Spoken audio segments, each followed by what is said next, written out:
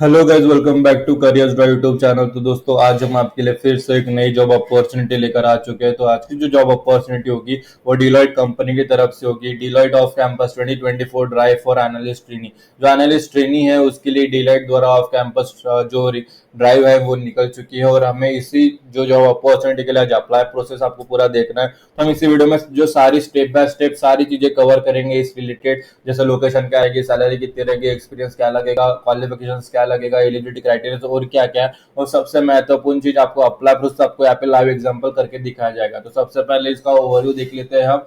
Deloitte recruitment 2024। ठीक है। Company name Deloitte, job type full time है, जॉब रोल है एनालिस्ट ट्रेनी, एक्सपीरियंस फ्रेशर्स भी अप्लाई कर सकता है और एक्सपीरियंस भी अप्लाई कर सकता है, यानी both are eligible. Location Hyderabad है।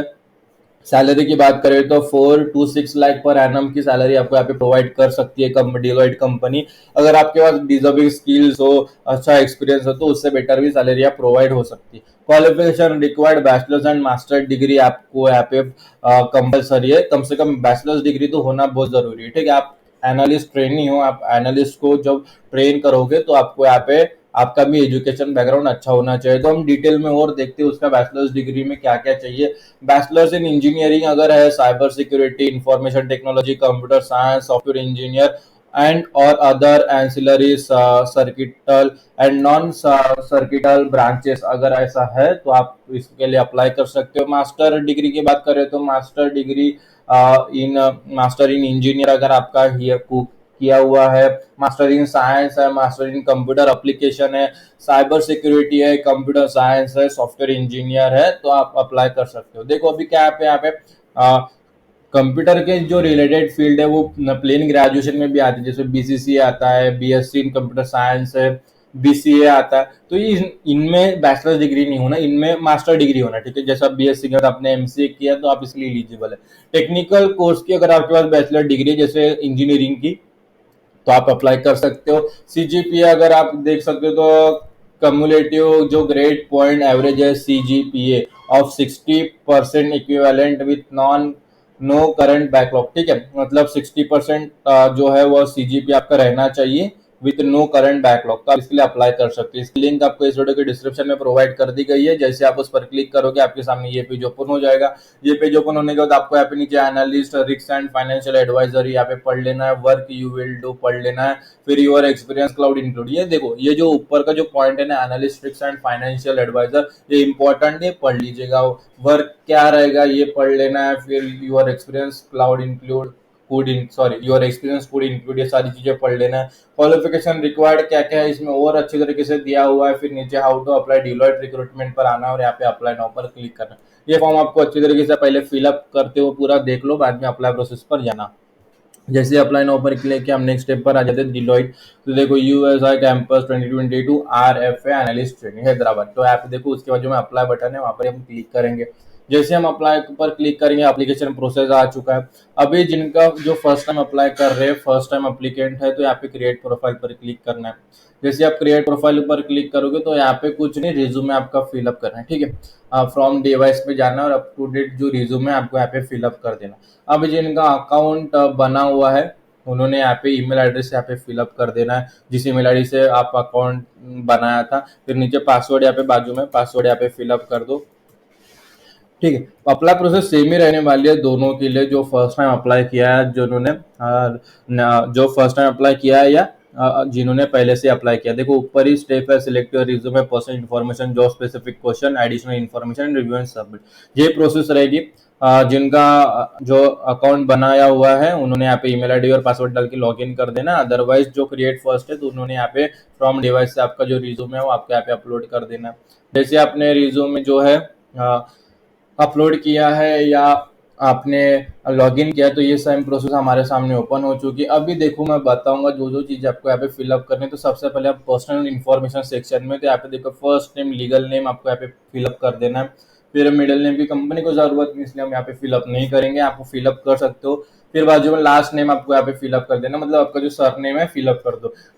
हो सके तो आपकी जो नेशनल आइडेंटिटी पे जो स्पेलिंग है, जैसे आधार कार्ड हो गया, पैन कार्ड हो गया, ड्राइविंग लाइसेंस हो गया, ऐसी चीजों पे जो आपका नाम है वही नाम आपको यहाँ पे लिखना है, first name, legal name, spelling के साथ। ठीक है।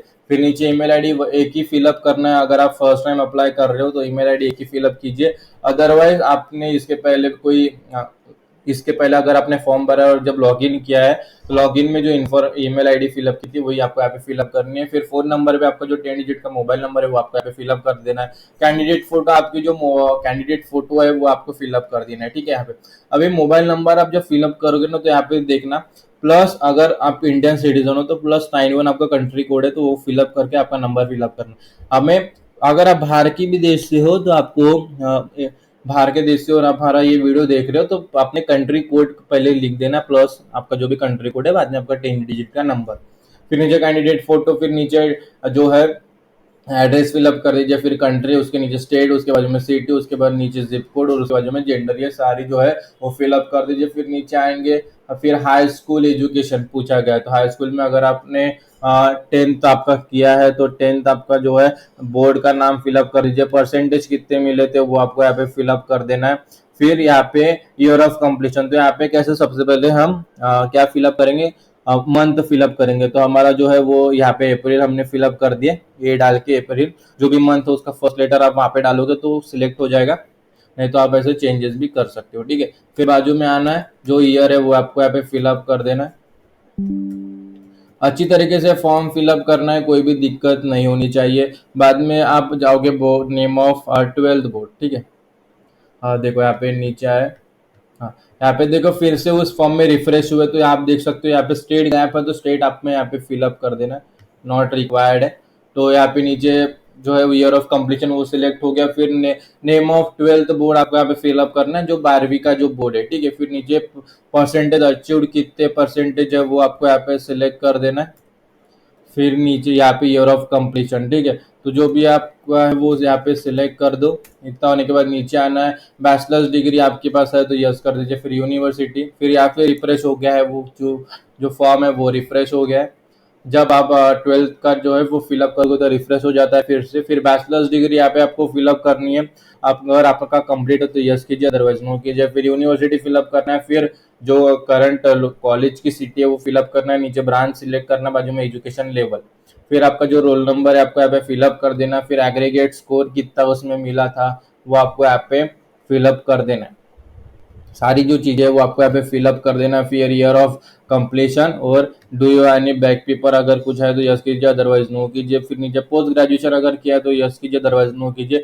अगर यस किया तो उसकी भी डिटेल्स आपको वैसे फिलअप करनी होगी। फिर do you have work experience अगर है तो यस कीजिए, अदरवाइज नो कीजिए। फिर आपके पास इंडियन पासपोर्ट है, अगर आप इंडियन सिटीजन है तो आपको यहाँ पे यस कर देना है, ठीक है। फिर नीचे यूएस वर्क परमिट अगर आपके पास है तो यस कीजिए, अदरवाइज नो कीजिए। फिर यहाँ पे आना है, आपने इसके पहले डिलॉइट में काम किया था कि are you former employer of Deloitte India office of the US, अगर ऐसा कुछ है तो यस कीजिए, अदरवाइज नो कीजिए। फिर यहाँ पे एक्नॉलेजमेंट पर टिक कीजिए और यहाँ पे 7 कंटिन्यू पर सिलेक्ट कर देना। जैसे हम 7 कंटिन्यू पर सिलेक्ट करेंगे हम नेक्स्ट स्टेप पर चले जाएंगे, जो कि जॉब स्पेसिफिक क्वेश्चन होगा, ठीक है। यहाँ पे थोड़ा समय लेता है, देखो जॉब स्पेसिफिक क्वेश्चन पर चले गए हम।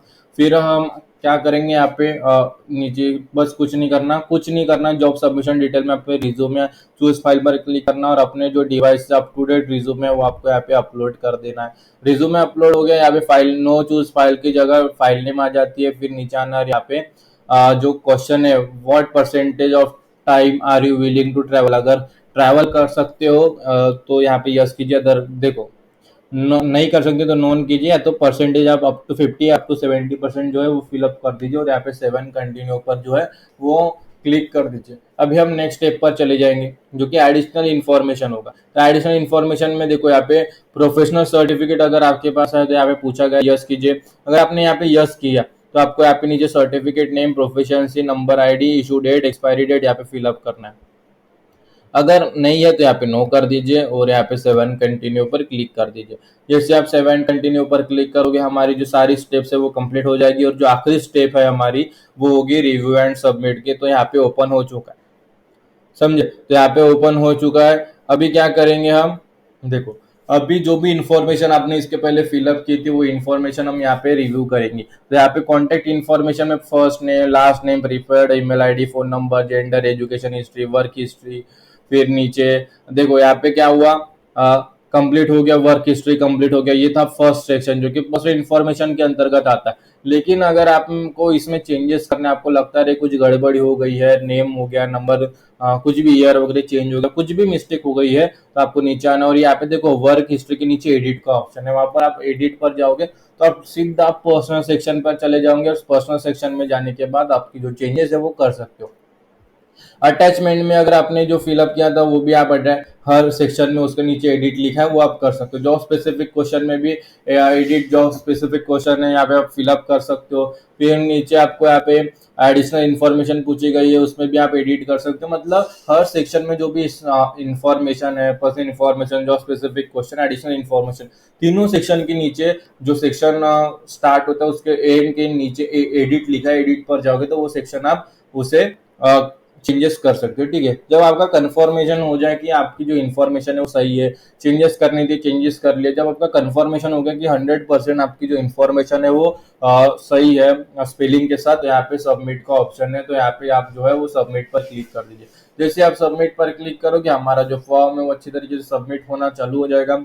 सबमिटिंग प्रोसेस हो गया तो आप देखो यहाँ पे आ चुका है, thank you for your applying, you can check the status of your application in your profile. तो मतलब अब थैंक यू फॉर अप्लाइंग आ चुका, मतलब जो हमारा एप्लीकेशन फॉर्म है वो सक्सेसफुली सबमिट हो गया है। अभी क्या करोगे, जो ईमेल आईडी आपको हमने प्रोवाइड की थी, या आप जो प्रोवाइड करोगे, तो ईमेल आईडी ओपन करोगे तो आप देखोगे कि रिक्रूटिंग एट डिलॉयट की तरफ से we are excited to receive your application के टाइटल के साथ एक मेल आया है। उसमें वही लिखा है कि thank you for applying for this, जो पोजीशन है analyst in USI campus 2022, R F analyst trainee, ID number है 90340। इसकी जो एप्लीकेशन है वो उनकी सबमिट हो चुकी है, और हाँ उनकी उनके द्वारा रिसीव भी कर लिया गया। अभी जो कंपनी की जो रिक्रूटमेंट टीम है आपकी एप्लीकेशन रिव्यू करेगी, रिव्यू करने के बाद आपकी एप्लीकेशन, हमारी एप्लीकेशन रिक्रूटिंग का उनके रिक्वायरमेंट, उनके नीड के हिसाब से अगर मैच हो जाती है तो हमें नेक्स्ट स्टेप के लिए शॉर्टलिस्ट किया जाएगा।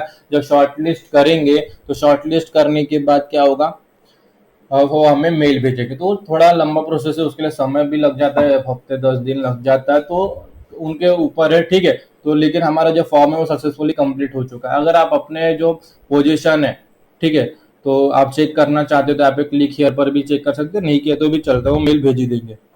ये वीडियो अगर आपने देखा है अच्छी तरीके से, जो प्रोसेस मैंने बताई थे वो अगर आपने फॉलो किया तो आपको कोई भी दिक्कत नहीं है, इस फॉर्म में फिलअप करते समय आपका जो फॉर्म है वो अच्छी तरीके से सबमिट हो जाएगा। फिर भी अगर आपके मन में कोई शंका है, कोई सवाल है जॉब रिलेटेड या एप्लीकेशन फॉर्म फिलअप करते समय कुछ भी परेशानी हो, कुछ भी अड़चन हो, कुछ भी प्रॉब्लम हो, तो इस वीडियो के कमेंट सेक्शन में हमें कमेंट कर देना, हम उसका सोल्यूशन है आपको रिप्लाई कर देंगे, ताकि आपकी जो जॉब है बिना अड़थड़े के, बिना किसी परेशानी के सबमिट हो जाए।